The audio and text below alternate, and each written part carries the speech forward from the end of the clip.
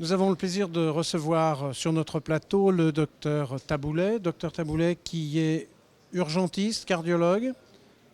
Les deux, mon général, cardiologue de formation, urgentiste de cœur depuis 20 ans. Une bonne association. Précisément, parmi les urgences cardiologiques, il y en a une dont on parle beaucoup puisqu'il y a de nouvelles molécules anticoagulantes. Donc, on parle beaucoup de la fibrillation auriculaire. Est-ce que dans la façon dont se présente la fibrillation auriculaire aux urgences, est-ce qu'actuellement, il y a des différences par rapport à ce que vous voyez il y a 10 ans, par exemple, ou c'est toujours pareil ? Ah, c'est une bonne question. Bon, tout d'abord, il y a l'indication des anticoagulants, c'est-à-dire débuter un traitement anticoagulant. Et actuellement, on a plusieurs possibilités. On a souvent recours à l'héparine de Bois-Pomme moléculaire au tout début d'une FA aux urgences. Je parle d'une FA qui va être hospitalisée, je ne parle pas d'une FA ambulatoire. Parce que souvent, ce sont des patients un petit peu instables, pour lesquels on n'est pas absolument sûr de l'évolution dans les prochains jours. Certains vont être opérés, d'autres vont avoir des complications rénales ou hépatiques d'une maladie intercurrente. Donc on prend un petit peu notre temps. Mais sinon, on peut démarrer volontiers les anticoagulants oraux, tout de suite devant la découverte d'une FA.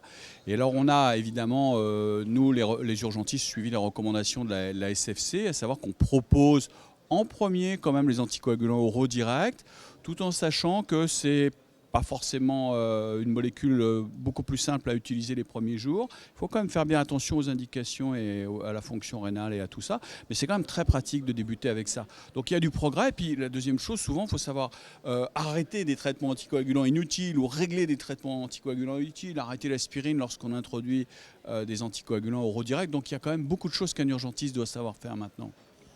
Je reviens un tout petit peu sur ce que vous venez de dire. Qu'est-ce qui fait que la fibrillation auriculaire, qui finalement est une maladie de ville, arrive aux urgences ? Le vieillissement de la population, l'incidence croissante de fréquentation des services d'urgence, puisqu'il n'est même pas quasiment quotidien. Tous les jours, nous voyons dans un service d'urgence de 100 passages, on voit 1, 2, voire 3 FA qu'il faut soit équilibrer, soit certaines sont inaugurales ou récidivantes, certaines vont être brèves, certaines vont être cachées derrière un pacemaker, ou certaines vont avoir des formes complexes au cours d'un infarctus. Bon, donc l'AFA, c'est vraiment un problème de l'urgentiste, et si on a fait ces recommandations nationales avec le partenariat de la SFC, c'est parce que les formes sont extrêmement complexes, qu'on ne peut pas toujours demander aux cardiologues de venir nous aider, souvent c'est par téléphone, et qu'il faut que notre niveau de compétence augmente en ce domaine. Est-ce que les patients qui sont déjà traités, qui arrivent avec une FA diagnostiquée et traitée, arrivent aux urgences avec des problèmes spécifiques? Et est-ce que vous avez l'impression que le traitement antivitamine K peut avoir des effets délétères parce qu'il est mal manipulé? Nous, on voit surtout les erreurs des autres. Vous savez que les gens actuellement en France sont surtout traités par AVK. 10% de molécules à vie courte, 20-30% de molécules intermédiaires, et pour la coumadine, c'est le reste en général. Bon, ce sont des molécules difficiles à manipuler, donc on voit surtout les erreurs des autres, et on est encore étonné par le nombre d'erreurs que l'on voit concernant les antivitamines K, qui est quand même la première cause d'accident en France, et on doit maîtriser absolument ça aux urgences. Ce sont des molécules qui sont complexes à manipuler, complexes à surveiller, et pour lesquelles il y a encore beaucoup trop de laxité, je dirais. Et quelle est votre approche des nouveaux anticoagulants? Alors, donc, vous nous avez dit, vous les prescrivez en première intention. Oui. Alors les nouveaux anticoagulants, c'est quand même beaucoup plus pratique à débuter, puisque au bout de 3 heures, vous êtes anticoagulé. Que vous n'avez pas toute cette surveillance complexe chez les patients qui ne comprennent pas bien, chez les patients qui n'ont pas la médecine libérale autour suffisante, ou qui n'ont pas le statut intellectuel pour bien le faire. Donc prescrire des INR, une surveillance 2 fois par semaine, en expliquant comment faire, ça prend énormément de temps pour un urgentiste. Donc il ne faut pas non plus déraper et prescrire n'importe comment, mais on a quand même une certaine souplesse avec les molécules qui nous sont proposées maintenant, les 3 AOD, de dose. Et puis on peut aussi réfléchir, donner 24 heures. C'est-à-dire qu'aux urgences, ce n'est pas une urgence d'anticoaguler une FA la majeure partie du temps. Il faut prendre son temps, réévaluer en fonction des risques thromboemboliques et hémorragiques, peut-être se donner 24 heures parfois. La véritable urgence dans la FA, c'est la FA hémodynamiquement mal tolérée, cardioversion. Est-ce que c'est quelque chose de fréquent dans votre pratique quotidienne? Il y a 2 problèmes dans la FA. Il y a tout d'abord le rythme, comme vous l'avez dit. Il faut d'abord régler le problème de rythme et ensuite on verra en fonction de comment ça évolue si on anticoagule et comment on anticoagule. Mais d'abord c'est le rythme. Et puis il y a des gens qui n'ont pas de problème de rythme et à ce moment-là se pose le problème de l'anticoagulation. Mais revenons au problème de rythme. C'est rare qu'une fibrillation atriale soit extrêmement menaçante au point de faire une cardioversion à visée hémodynamique. On doit voir ça dans la vie d'un cardiologue urgentiste, honnêtement, pas plus que tous les 5 ans. C'est vraiment. Vous êtes les plus exposés. Moi, je travaille à l'hôpital, je ne suis pas en préhospitalier.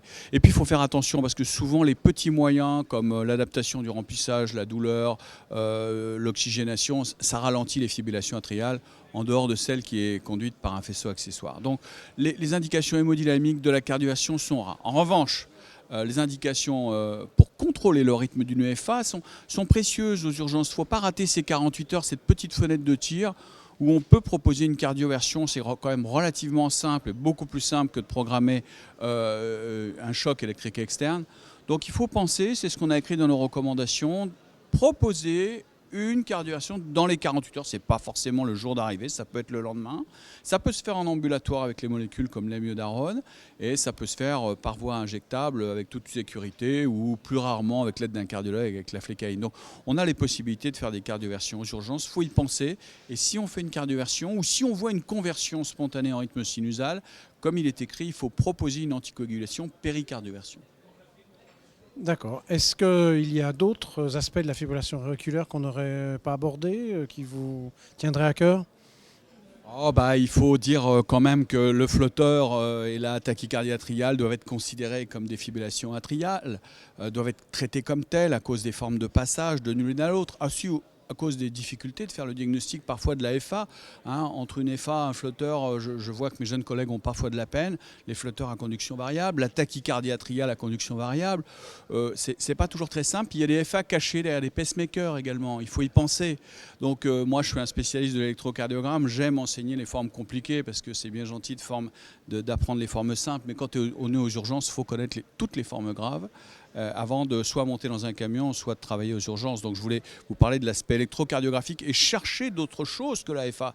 Le diagnostic ne s'arrête pas au diagnostic de FA, on regarde les QRS, on vérifie qu'il n'y a pas une séquelle d'infarctus, une hypertrophie, on l'a dit tout à l'heure, un faisceau accessoire. Regardez le QT. Le QT, on peut voir si la FA n'est pas rapide, des signes d'hypercalémie ou d'hypocalémie, et surtout l'hypocalémie. Ça peut se voir si la FA n'est pas rapide. Bref, je voulais rappeler l'importance de bien lire un ECG. C'est fondamental, effectivement. Merci beaucoup.